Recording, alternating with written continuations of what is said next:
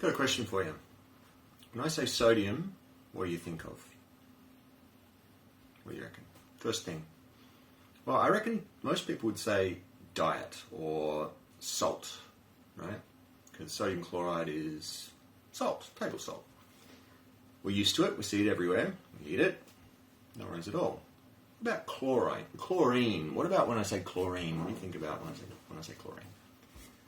Do you also think of salt? Probably bleach, maybe? Do you think of, like, swimming pools? Probably, yeah.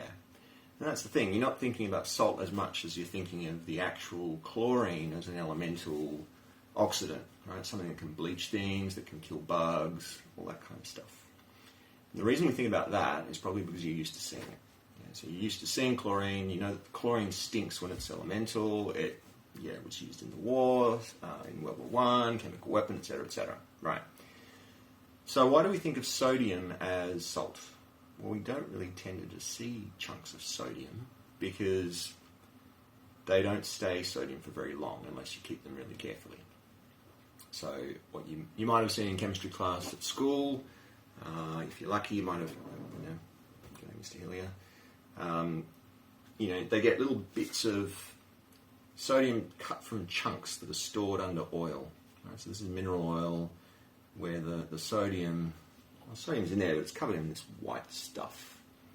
It doesn't look like metal at all, and that's because it's instantly going to react with any moisture in the air to turn sodium into sodium hydroxide and release some hydrogen. So that's fine. It's just not very nice, yeah. And if you ever want to make it nice, you have to cut a chunk off because it's quite soft. And when you cut the metal, you end up with this nice shiny surface. But then, pretty much as soon as you cut it, it's not going to stay shiny at all. So what do you do then? Well, probably cut it up a little bit more into smaller bits and try to blow it up by putting it in water. Yeah, because that's what we know from school is, depending on how old we are, we might have been able to get that done. You put a little tiny bit of the sodium metal into water and it'll sort of fizz around on the surface, and then if you get lucky, it'll set on fire and then explode. But maybe we don't want to explode our sodium because it's quite hard to get sodium metal and we might want to hang on to it in some sort of collection. If we do that, that's when we have to get a bit creative. So this is a glass cube full of what you can see is very shiny metal, and that metal is sodium. And so these little cubes here, you can buy from Luciteria. It's amazing online shop from the States. And they tend to use these cubes more for the gases. Yeah, so I've got that other video on the channel here that will take you through the gas cubes. Yeah, exactly the same container. So what you can do with sodium is you can melt it and you can pour it and then you can seal the thing up. And as long as it's all done without any moisture, you're golden, right? Anyway, so that's that one. But it's not as nice. Like metal cubes, you kind of want them to be like this one. It's a tungsten cube where you can take the thing out of its case. It's not very reactive at all. So there's the tungsten. It's a nice little metal cube. It says what it is. You can see it. It's tangible. You feel the weight. There's things like that. It's nice to have as an actual little discrete cube. And that's not really what this is. Yeah, it's kind of cheating, I reckon. Still very nice though. It's still very hard to make because when you melt it there, you just can't have any atmospheric oxygen or water in there. You don't want the thing to react. So it's pretty good. Tell you what's better though.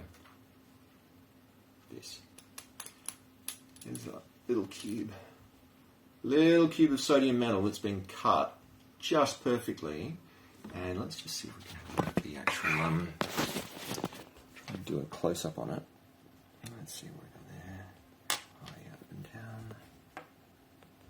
How's that look? Well, first up, is that the right face? No, it's not. Yeah, there it is. Look at that. Oh man, it's fantastic. Get a bit closer. See if we come on. There we are. Look at that. That's gorgeous. Not perfectly shiny and metallic.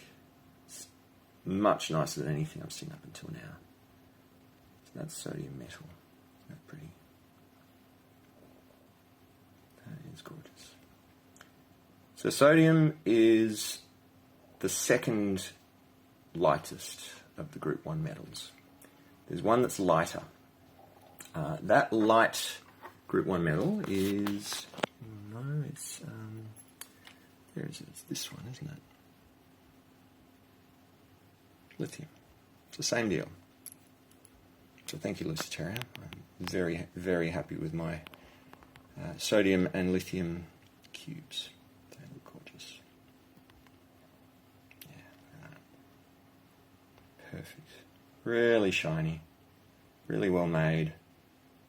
And boy, if that argon in that cylinder wasn't there, it wouldn't stay like that for very long.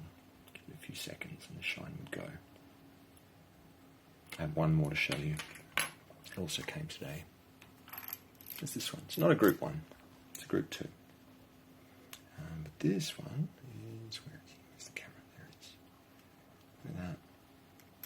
That is calcium. What? It's a metal.